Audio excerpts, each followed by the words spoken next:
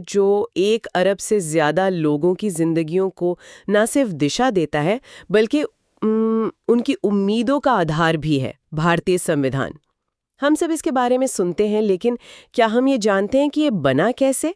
इस विशाल दस्तावेज को बनाने के पीछे कौन लोग थे और वो क्या सफर था? तो आज हम इसी कहानी की कह सकते हैं परतों को खोलने वाले हैं। आपके दिए गए स्रोत यही बताते हैं कि ये कोई एक दिन में लिखा गया दस्तावेज नहीं है। हाँ, ये एक लंबी और सच कहूं तो कभी-कभी बहुत मुश्किल यात्रा थी, जो एक छोटे से विचार से शुरू हुई, फिर बहसों, असहमतियों के तूफानों से गुजरी और आखिरकार एक सहमति के किनारे पर पहुंची। आज हम इसी सफर को करीब से देखेंगे, ये समझने के लिए कि भारत का संविधान कैसे वजूद में आया। कमाल है। मतलब ये सिर्फ कानून की बात नहीं बल्कि एक देश के बनने की कहानी है। तो फिर शुरू कहाँ से करें? ये विचार कि भारतीयों को अपना संविधान खुद बनाना चाहिए, ये पहली बार आया कहाँ से? कि ये विचार अचानक नहीं आया। आपके नोट्स के मुताबिक इसकी पहली साफ आवाज 1934 में सुनाई दी। अच्छा। एम.एन. रॉय की तरफ से, जो उस समय के एक जाने माने वामपंथी विचारक थे। लेकिन एक व्यक्ति का विचार आंदोलन तब बनता है जब कोई बड़ी संस्था उसे अपना ले। सही।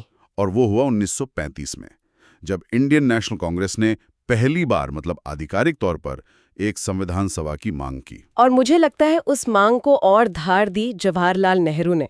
1938 में उनका एक बयान बहुत जोरदार लगता है। बिल्कुल, वो एक निर्णायक मोड़ था। नेहरू ने कांग्रेस की तरफ से ये ऐलान किया कि आजाद भारत का संविधान बिना किसी बाहरी दखल के बनेगा और इसे बनाने वाली सभा वयस्क मताधिकार यानी हर नागरिक एक वोट के आधार पर चुनी जाएगी। जरा सोचिए, उस दौर में जब भारत गुलाम था, ये मांग करना कि हम अपना भविष्य खुद लिखेंगे और हर भारतीय इसमें बराबर का हिस्सेदार होगा, ये अपने आप में एक क्रांति थी। लेकिन ब्रिटिश सरकार तो इतनी आसानी से मानने वाली नहीं थी। उन्होंने जरूर इस मांग को टालने की कोशिश की होगी। उन्होंने पूरी कोशिश की। पहले तो नजरअंदाज किया, फिर 1940 के अगस्त ऑफर में जब दूसरे विश्व युद्ध में उन्हें भारत के सहयोग की जरूरत पड़ी, तो उन्होंने आधे अधूरे मन से सैद्धांतिक रूप से ये बात मान ली। मतलब मजबूरी में एक तरह से। फिर 1942 में सर स्टैफोर्ड क्रिप्स एक प्रस्ताव लेकर आए, लेकिन उसे मुस्लिम लीग ने ठुकरा दिया। क्यों? मुस्लिम लीग की क्या आपत्ति थी? रिसर्च इस तरफ इशारा करती है कि मुस्लिम लीग तब तक भारत को 2 अलग-अलग देशों में बांटने की अपनी मांग पर अड़ चुकी थी। उन्हें एक संविधान नहीं, 2 संविधान सभाएं चाहिए थीं। अच्छा। क्रिप्स प्रस्ताव में इसका कोई जिक्र नहीं था, इसलिए बात वहीं रुक गई। आखिरकार जो चीज काम कर पाई वो था 1946 का कैबिनेट मिशन प्लान। इसी योजना ने वो रास्ता बनाया जिस पर चलकर संविधान सभा हकीकत बन सकी। तो कैबिनेट मिशन प्लान ने रास्ता तो बना दिया, लेकिन असल में ये सभा दिखती कैसी थी? मेरा मतलब है 389 लोग, ये कोई छोटा नंबर नहीं है। ये लोग कौन थे, कहां से आए थे, इनको चुना कैसे गया? ये इस कहानी का सबसे दिलचस्प हिस्सा है। कुल 389 सीटों में से 296 सीटें ब्रिटिश भारत के लिए थी, यानी वो प्रांत जो सीधे अंग्रेजों के कंट्रोल में थे। ठीक है।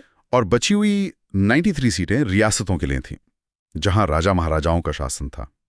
सीटों को बंटवारा भी आबादी के हिसाब से किया गया था, मोटे तौर पर हर 10 लाख लोगों पर एक सीट। लेकिन सबसे बड़ा सवाल तो यही है, क्या आम लोगों ने इन 389 लोगों के लिए वोट किया था? नहीं, और यही इस सभा की सबसे खास और कह सकते हैं विवादास्पद बात है। ये आज की तरह का सीधा चुनाव नहीं था। अच्छा। प्रांतों की 296 सीटों के लिए सदस्यों को प्रांतीय विधानसभाओं के सदस्यों ने ही चुना था, यानी ये एक अप्रत्यक्ष चुनाव था। और रियासतों की 93 सीटों के लिए तो चुनाव हुए ही नहीं। वहां के प्रतिनिधियों को राजाओं ने मनोनीत करके भेजना था। इसीलिए इसे आंशिक रूप से चुनी हुई और आंशिक रूप से मनोनीत सभा कहा जाता है। 1 मिनट, इसका मतलब तो ये हुआ कि जिन लोगों ने हमारा संविधान लिखा, उन्हें देश की आम जनता ने सीधे तौर पर नहीं चुना था। क्या इससे सभा की विश्वसनीयता पर सवाल नहीं उठता? ये एक बहुत जरूरी सवाल है और इस पर आज तक बहस होती है। इसका एक नतीजा ये हुआ कि सभा में पढ़े लिखे, अनुभवी नेता और कानून के बेहतरीन जानकार तो बहुत थे, लेकिन शायद आम जनता की सीधी आवाज उस रूप में नहीं थी जैसी आज की संसद में होती है। एक तरह का ट्रेड ऑफ था।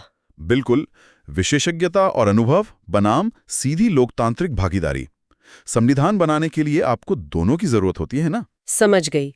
तो जब जुलाई अगस्त 1946 में चुनाव हुए तो नतीजे क्या रहे? नतीजे उस वक्त की राजनीतिक हवा का रुख साफ दिखाते हैं। कांग्रेस ने 208 सीटें जीती, मुस्लिम लीग को 73 सीटें मिली। इससे यह साफ था कि सभा में कांग्रेस का दबदबा रहेगा। और रियासतों का क्या हुआ? हाँ, यहाँ एक और मोड़ था। रियासतों ने तय किया कि वो अभी सभा से दूर ही रहेंगी। वो इंतजार करके देखना चाहती थी कि ऊंट किस करवट बैठता है। और इस सभा में कौन-कौन लोग शामिल थे? क्या ये सिर्फ कुछ खास समुदायों के लोगों का जमावड़ा था? चुनाव के तरीके के बावजूद सभा की विविधता कमाल की थी। इसमें हिंदू, मुस्लिम, सिख, पारसी, एंग्लो इंडियन, भारतीय ईसाई, अनुसूचित जाति, अनुसूचित जनजाति, हर वर्ग के लोग थे। वाह! यहाँ तक कि 15 महिला सदस्य भी थीं, जो उस दौर के लिए बहुत बड़ी बात थी। और एक फैक्ट जो लोगों को हमेशा चौंकाता है, महात्मा गांधी, जिन्हें राष्ट्रपिता कहा जाता है, वो खुद इस सभा के सदस्य नहीं थे। ये तो सच में हैरान करने वाली बात है। खैर, तो अब सभा बन चुकी है। 9 दिसंबर 1946, पहली बैठक का दिन। माहौल कैसा रहा होगा? माहौल में उत्साह तो था, लेकिन एक बड़ी चिंता भी थी। मुस्लिम लीग ने बैठक का बहिष्कार कर दिया। ओहो! वो पाकिस्तान के लिए एक अलग संविधान सभा की मांग पर अड़े हुए थे। इसलिए पहली बैठक में सिर्फ 207 सदस्य ही शामिल हुए। सबसे वरिष्ठ सदस्य डॉक्टर सच्चिदानंद सिन्हा को अस्थायी अध्यक्ष बनाया गया। बाद में डॉक्टर राजेंद्र प्रसाद स्थायी अध्यक्ष चुने गए। मतलब शुरुआत ही एक बड़ी दरार के साथ हुई।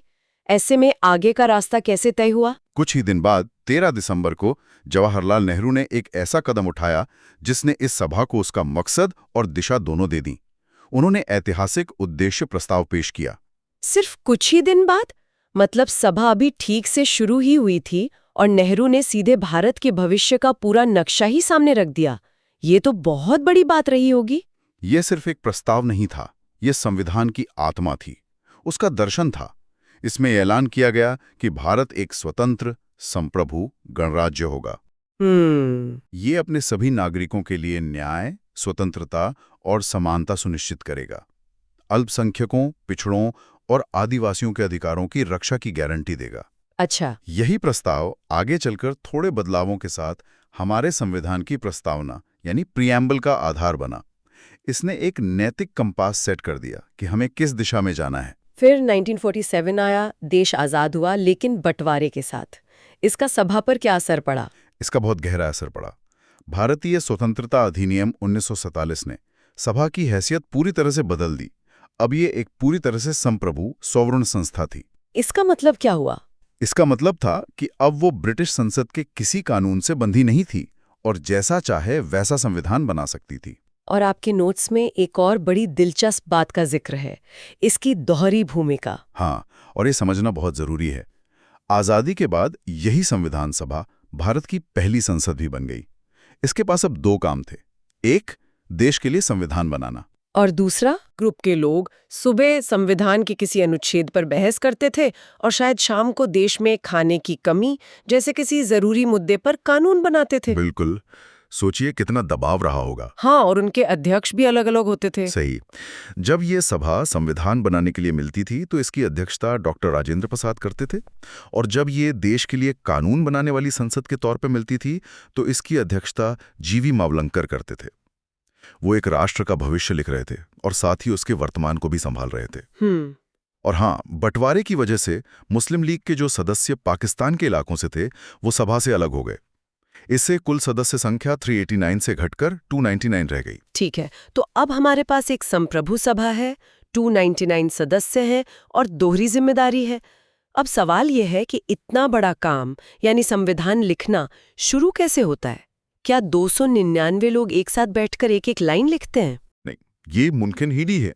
इसका तरीका था समितियों के जरिए काम करना, यानी डिवाइड एंड कॉन्कर वाला सिद्धांत। अच्छा। सभा ने अलग अलग विषयों के लिए कई समितियां बनाई। आपके दस्तावेजों के मुताबिक 8 बड़ी समितियां थीं और कई छोटी, जैसे नेहरू की अध्यक्षता में संघ शक्ति समिति और पटेल की अध्यक्षता में प्रांतीय संविधान समिति। इन समितियों ने अपनी अपनी रिपोर्ट तैयार की। इतनी सारी समितियां, ऐसा लगता है कि काम बहुत बंटा हुआ था। क्या कोई एक ऐसी समिति थी जिसे हम कह सकते हैं कि वो इस पूरे जहाज का इंजन थी, जो सब कुछ एक साथ खींच रही थी? बहुत अच्छा सवाल है। वो इंजन थी प्रारूप समिति, यानी ड्राफ्टिंग कमेटी। डॉक्टर अंबेडकर वाली? बिल्कुल। इसके अध्यक्ष थे डॉक्टर BR अम्बेडकर। 29 अगस्त 1947 को बनी इस 7 सदस्यों वाली कमेटी का काम था कि वो बाकी सभी समितियों की रिपोर्टों को पढ़े, उन पर विचार करें और फिर संविधान का पहला मसौदा यानी ड्राफ्ट तैयार करें। ये तो सबसे मुश्किल काम रहा होगा। सबसे मुश्किल और सबसे अहम काम। इसी केंद्रीय भूमिका की वजह से डॉक्टर अंबेडकर को भारतीय संविधान का जनक कहा जाता है। और इस पूरे काम में वक्त कितना लगा? सुनने में तो ये दशकों का काम लगता है। इसमें कुल 2 साल 11 महीने और 18 दिन लगे। इस दौरान संविधान के मसौदे पर 114 दिनों तक बहस हुई और उस समय इस पर कुल खर्च लगभग 64 लाख रुपए आया था। 2 साल 11 महीने 18 दिन, ये बहुत लंबा समय है। लंबा तो है, लेकिन अगर हम दूसरे देशों से तुलना करें तो तस्वीर थोड़ी साफ होती है। आपके दिए गए टेबल के मुताबिक अमेरिका को अपना संविधान बनाने में 4 महीने से भी कम लगे थे। बस 4 महीने? हाँ, लेकिन उनका समाज और चुनौतियां बहुत अलग थीं। वहीं ऑस्ट्रेलिया को लगभग 9 साल लग गए। भारत जैसे विशाल और हजारों तरह की विविधताओं वाले देश के लिए, जहां हर समुदाय, हर क्षेत्र की आकांक्षाओं को शामिल करना था, ये समय शायद जरूरी था। लेकिन इसकी आलोचना भी हुई होगी। हाँ, बिल्कुल हुई, सभा के अंदर भी। अच्छा। सभा के ही एक सदस्य थे नजीरुद्दीन अहमद। उन्होंने मजाक में प्रारूप समिति को ड्रिफ्टिंग कमिटी यानी बहती हुई समिति कह दिया था, क्योंकि उन्हें लगता था कि ये बहुत ज्यादा समय ले रही है। तो यहाँ से हम एक जरूरी हिस्से पर आते हैं, संविधान सभा की आलोचना। ये तो साफ है कि हर कोई इस सभा से खुश नहीं था। सबसे बड़ी आलोचना क्या थी? सबसे बड़ी और बुनियादी आलोचना यही थी कि ये एक प्रतिनिधि निकाय नहीं थी, जिसकी बात हमने शुरू में की थी। हाँ, कि उन्हें सीधे जनता ने नहीं चुना था। बिल्कुल। आलोचक कहते हैं कि अगर ऐसा होता तो शायद संविधान का चरित्र कुछ और होता। ये एक ऐसी बहस है जो आज भी जिंदा है। और क्या आलोचनाएं थी? मुझे याद है कांग्रेस के दबदबे वाली बात। हाँ, वो भी एक बड़ी आलोचना थी कि इसमें कांग्रेस पार्टी का वर्चस्व था। एक ब्रिटिश संविधान विशेषज्ञ ग्रैनविल ऑस्टिन ने तो यहां तक कहा कि सभा कांग्रेस थी और कांग्रेस ही भारत थी। मतलब कि जो कांग्रेस चाहती थी वही हो रहा था। और सभा में बस उन पर मोहर लगती थी। आपके दिए गए दस्तावेजों में कुछ और आलोचनाओं का भी जिक्र है, जैसे कि इसमें वकीलों का बोलबाला था। सही कहा। एक आलोचना ये थी कि इसमें वकीलों और राजनेताओं का इतना दबदबा था कि समाज के दूसरे वर्गों जैसे किसानों और मजदूरों का प्रतिनिधित्व कम हो गया। कुछ लोगों का मानना है कि इसी वजह से संविधान की भाषा बहुत ज्यादा कानूनी और जटिल हो गई, जो आम आदमी की समझ से बाहर है। और एक आलोचना हिंदुओं के वर्चस्व वाली भी थी। हाँ, विंस्टन चर्चिल जैसे ब्रिटिश आलोचकों ने इसे भारत में केवल एक प्रमुख समुदाय यानी हिंदुओं का प्रतिनिधि कहकर खारिज करने की कोशिश की। इन सभी दृष्टिकोणों को जानना जरूरी है, क्योंकि ये हमें उस दौर की राजनीतिक खींचतान और चुनौतियों को समझने में मदद करते हैं। तो इन तमाम बहसों, आलोचनाओं और चुनौतियों के बीच आखिरकार वो दिन आया जब ये काम पूरा हुआ। हाँ, 26 नवंबर 1949। इस दिन संविधान को अपनाया गया और अध्यक्ष समेत सदस्यों ने इस पर हस्ताक्षर किए। नागरिकता, चुनाव जैसे कुछ प्रावधान तुरंत लागू हो गए। लेकिन पूरा संविधान नहीं। संविधान का बड़ा हिस्सा 26 जनवरी 1950 को लागू हुआ। इसी दिन को हम गणतंत्र दिवस के रूप में मनाते हैं। तो आज की हमारी बातचीत से ये साफ है कि संविधान बनाना सिर्फ एक कानूनी दस्तावेज लिखना नहीं था। ये तो एक बिखरे हुए, सदियों से गुलाम देश को एक राष्ट्र के सूत्र में पिरोने की जबरदस्त कोशिश थी। बिल्कुल। इन सभी आलोचनाओं और कमियों के बावजूद इसी सभा ने भारत को एक ऐसा ढांचा दिया जिसने 75 से ज्यादा सालों तक देश के लोकतंत्र को संभाले रखा है। ये उन लोगों की कहानी है जिन्होंने अपने गहरे मतभेदों के बावजूद एक साझा भविष्य बनाने के लिए एक साथ काम करने का रास्ता खोजा। और ये कहानी हमारे श्रोताओं के लिए एक बहुत दिलचस्प सवाल छोड़कर जाती है। श्रोत इस बात को बार बार उजागर करते हैं कि संविधान सभा सीधे तौर पर वयस्क मताधिकार से नहीं चुनी गई थी। यह हमें सोचने पर मजबूर करता है। अगर आज मान लीजिए 2026 में हम आधुनिक तरीकों से सीधे चुनाव के जरिए एक नई संविधान सभा चुने, तो क्या वो जो संविधान बनाएगी वो हमारे मौजूदा संविधान से मौलिक रूप से अलग होगा? और अगर हाँ, तो कैसे?